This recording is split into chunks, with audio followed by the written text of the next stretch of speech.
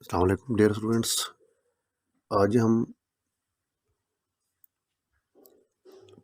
देखेंगे कि Google class में कैसे क्लास क्रिएट करनी है, how to create class in the Google classroom.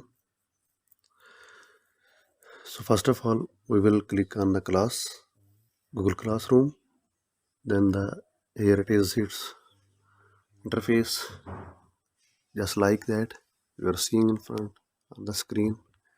So here it is plus sign, two options: join class, class create. So as a teacher I will create class. Click on the class, create, checkbox, yes. Then here are the data to fill the form: class name, let's suppose 12th, section E,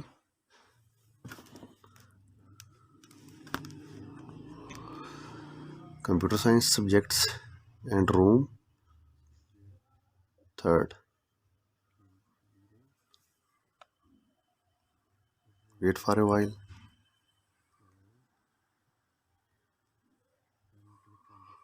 Class is created in front of us, 12th E. Here you can see class is created.